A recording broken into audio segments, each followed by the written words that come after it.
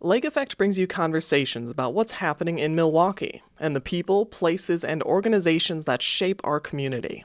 This is Lake Effect Spotlight from WUWM, Milwaukee's NPR. A new report from the Wisconsin Policy Forum gives Milwaukee Public Schools a roadmap for a turnaround by taking lessons from other cities. The report examines similarly large and diverse school districts across the country and urges MPS to, quote, raise the bar. Researchers hope lessons learned in cities like Chicago and Washington, D.C. can help guide changes in Milwaukee. The goals include hiring and keeping teachers, fighting student poverty, and boosting quality school leadership. It also compares Milwaukee with the school district that serves children of Department of Defense employees because it has a similar level of student mobility. That's the number of students changing schools. WUWM education reporter Catherine Kokel spoke with Wisconsin Policy Forum Executive Director Jason Stein about the report. Stein begins by explaining why MPS is in a moment of transition. The district does have a new superintendent who just recently started. There has been some change in other positions, like the district's chief financial officer. The district had some challenges in reporting its financials and took some hits from the state in terms of state aid last year. And then in recent weeks and months has been coping with the finding of lead in its schools, which is not surprising, but also, a failure to take some basic steps in some cases to remediate that lead or contain the damage it posed to or danger it posed to staff and students. So, plus, the ongoing challenges of the district's financing, decline in enrollment, and challenges in testing support. So there's a number of potential challenges for the district right now, but as well with some of the change in leadership and renewed scrutiny, some opportunity to, achieve and make improvements for the community. This report compared Milwaukee to other metro urban areas, and I just want to take this moment to list them. Those urban areas were Denver, Colorado, Miami-Dade County in Florida, Boston, Massachusetts, Charlotte-Mecklenburg County in North Carolina, as well as Chicago Public Schools and the Department of Defense. How do Milwaukee Public Schools compare to the achievement and the resourcing of schools in those areas? They face at least some of the same challenges as Milwaukee, whether that's, low-income students, many students of color, students with disabilities, students who don't speak English as their first language, or, in the case of the Department of Defense, I think it's a good example of one of the big challenges in Milwaukee is high student mobility, students bouncing from school to school. That's a challenge where with the Department of Defense, with children on military bases, also faced. So we tried to pick some peers that at least could inform best practices for an urban district like Milwaukee. And so what takeaways are there from these large other school districts? What can Milwaukee learn from them?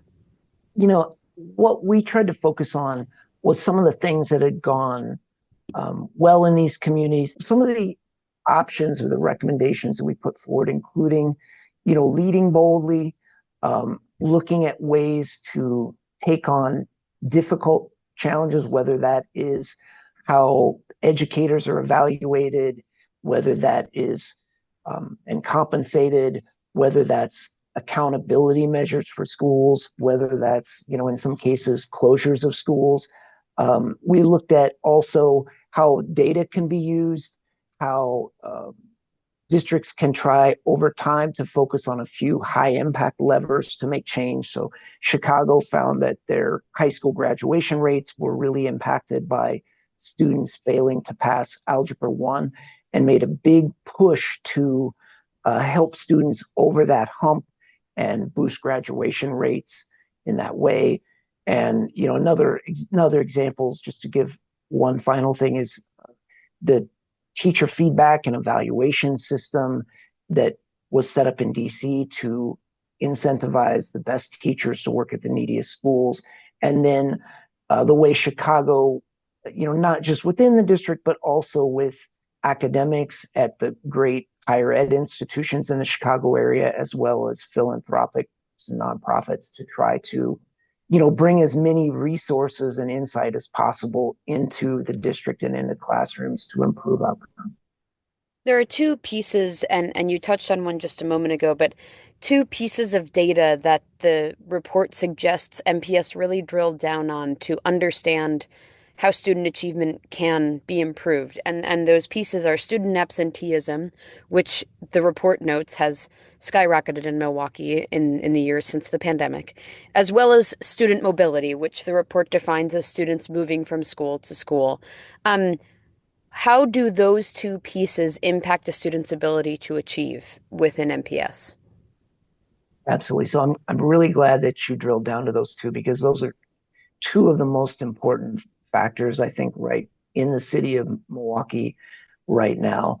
One, student absenteeism has always been a problem, even going back to before the pandemic, but the problem was just supercharged during the pandemic. Um, that's defined as students who are chronically absent miss more than 10% of school days. In MPS, that number, it's come down a little bit since the height of the pandemic, but it's still close to, 1 in 2 students, which is, very high. And then we also see this student mobility where students, whether it's because of evictions, you know, um, instability within families, or just because of all the education options, traditional public, independent charter, and private voucher schools that exist in Milwaukee, we have students bouncing from school to school. And if you sort of do a thought experiment in your head and imagine that you're running a really good school. You're doing everything right as the principal and teachers, but you're only getting that student for 5 months, let's say in the second grade, and then they're going on to another school district. Think about how much positive impact are you going to be able to make for that student before they move on to another school. And I think everyone would recognize that it's not very much. So, to the extent that we feel like school has a value, the first step is getting the student to school and keeping them there in a kind of a stable situation. And that's why those two metrics are so important.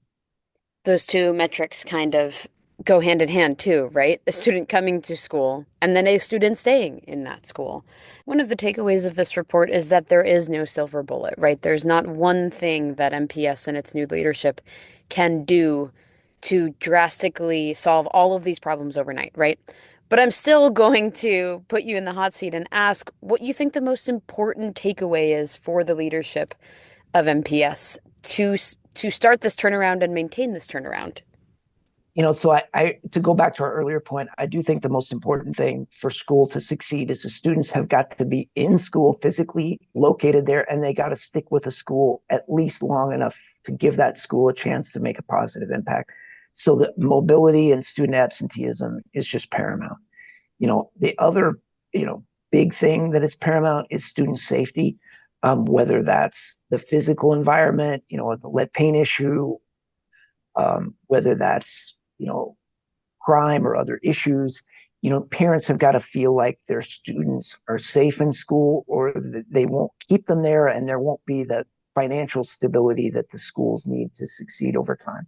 In terms of other issues, having high standards, having adequate resources to achieve those standards, having solid data that is transparent and available, not just to principals and teachers, but also to the public and parents, having collaboration across different school sectors, because it is difficult to have sort of accountability and an overall vision for education in Milwaukee when there's so many different actors. But there are opportunities, I think, for the different types of schools to collaborate, whether that's in lobbying for funding for special education from the legislature, or perhaps coming up with a common enrollment approach across different types of schools.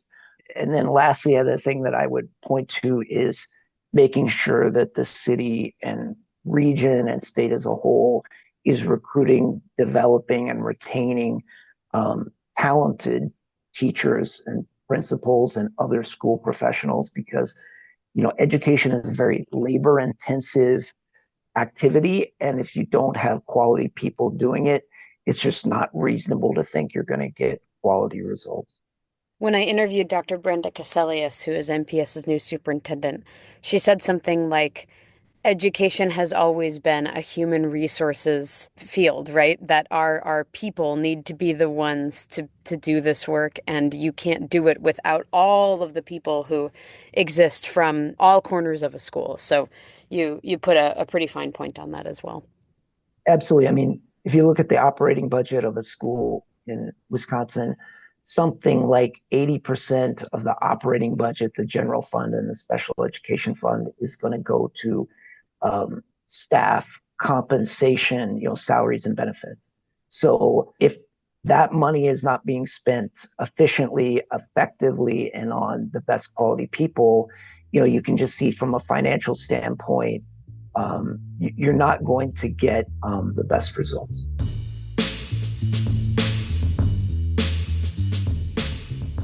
Jason Stein is the executive director of the Wisconsin Policy Forum.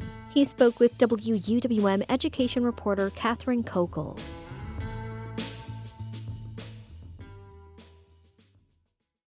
You can find more interviews like this one by visiting wuwm.com/Lake Effect. And while you're there, subscribe to the Lake Effect Spotlight podcast.